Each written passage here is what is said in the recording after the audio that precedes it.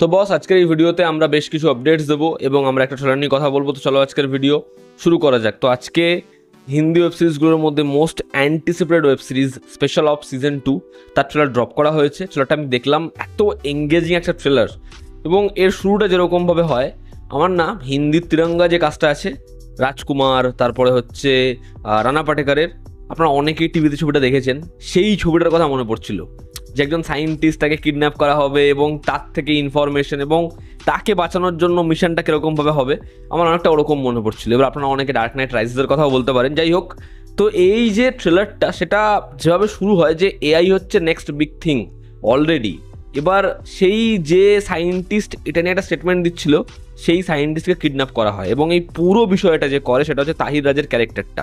এবার কিভাবে হিম্মত সিং এবং তার টিম তারা এই মিশনটা প্ল্যান করছে এবং তারা কি উদ্ধার করতে পারবে সায়েন্টিস্টকে, আর একে কিডন্যাপ করার প্ল্যান কি, তার কাছে কি এমন অস্ত্র রয়েছে যেটা পরমাণুর থেকেও ভয়ানক এবং এরপর কি হতে পারে। তো এই ট্রেলারটাকে এমনভাবেই নিয়ে গেছে, এই টিমটাকে যেরকমভাবে দেখাচ্ছে পুরোনো রেফারেন্স থেকে শুরু করে, ব্যাপক এত শার্প ট্রেলার। তারা বেশি কিছু রিভিল করেনি, তা সত্ত্বেও ট্রেলারটার মধ্যে যেন অনেক কিছু হচ্ছে। এখানে অ্যাকশনটা ট্রেলারের সেকেন্ড হাফে যেরকমভাবে ফাস্ট পেস্ট, সেখানে ব্লাস্ট থেকে শুরু করে ডায়লগ বাজি, অ্যান্টিসিপেশন যেরকমভাবে যায়, ভীষণ ভীষণ ভালো। আর সত্যি কথা বলতে কে মেনন, তাকে দেখতে এত ভালো লাগে। হিম্মত সিংয়ের ক্যারেক্টারটা তো আমার পার্সোনালি খুব খুব ভালো লাগে, এখানে তাকে সেরা লাগছে।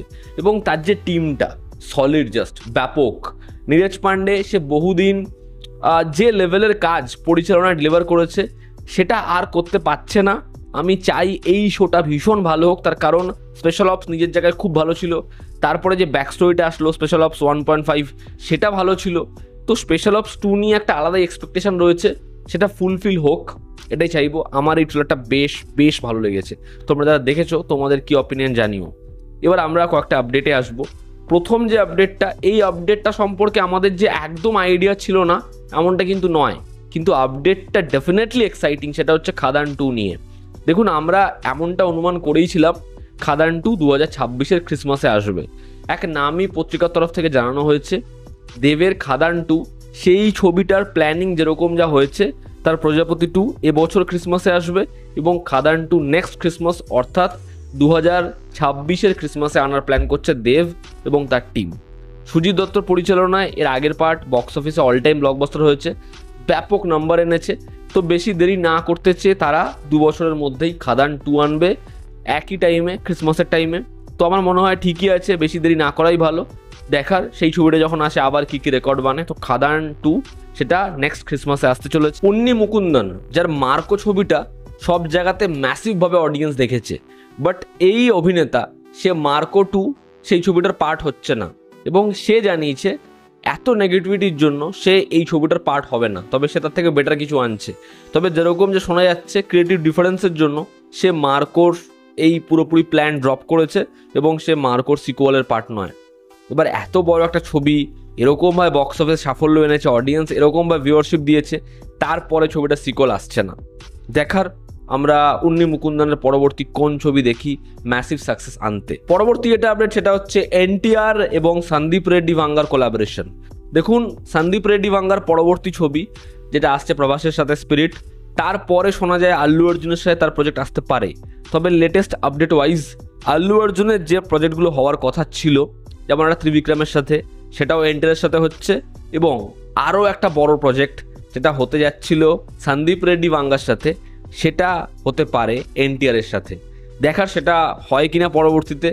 এনটিআর যদি হয় তাহলেও কোনো সমস্যা নেই, কারণ সন্দীপ রেড্ডি ভাঙ্গা যাকেই প্রেজেন্ট করবে ব্যাপক ওয়েতেই প্রেজেন্ট করবে। সন অফ সর্দারের টিজার সেটা সেন্সার হয়েছে, 1 মিনিট 30 সেকেন্ড ডিউরেশনের টিজার, এবং আগামী সপ্তাহের মধ্যে এই টিজারটা লঞ্চ করা যেতে পারে।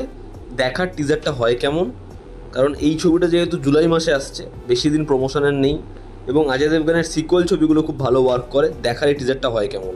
অজয় দেবগনের কথা যখন হলো, তার রেড 2 বক্স অফিসে সাকসেস এনেছে, যা শোনা যাচ্ছে রেড 2 26শে জুন নেটফ্লিক্সে আসতে পারে এমনটাই আপডেট। দেখার ছবিটা সেই সময় আসে কিনা, আর যদি সেই সময় আসে তাহলে ওটিটি রিসেপশন কেমন থাকে। লোকেশের কুলি ছবিটা নিয়ে আপডেট, কুলির একটা টিজার খুব শীঘ্রই আসতে পারে এমনটা অনেক দিন ধরেই শোনা যাচ্ছে। তবে যেটা আপডেট সেটা হচ্ছে কুলির ফার্স্ট হাফ সেটা এডিটে পুরোপুরি লক হয়ে গেছে। গান থেকে শুরু করে পুরো অ্যাকশন সিকোয়েন্স সব নিয়ে ছবির ফার্স্ট হাফ লক, সেকেন্ড হাফের পোস্ট প্রোডাকশনে কাজ চলছে, ইন্টারমিশনের পর থেকে ছবির এডিট লক হওয়ার কাজ চলছে।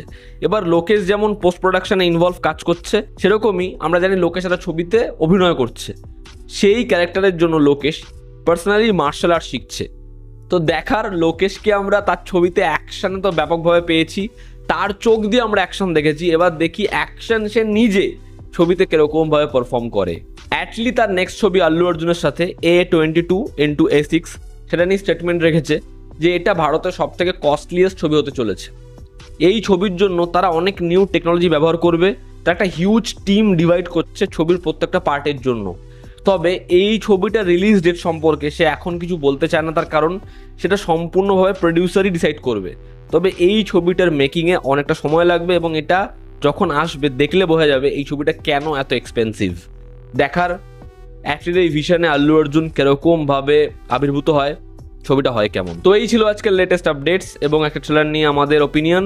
তোমরা যারা দেখেছো তোমাদের কি অপিনিয়ন জানিও এবং আপডেটসগুলো কেমন লাগলো জানিও। জনতা আমাদের পাশে আছে, আবার দেখা হচ্ছে। Love you all, step by, take care.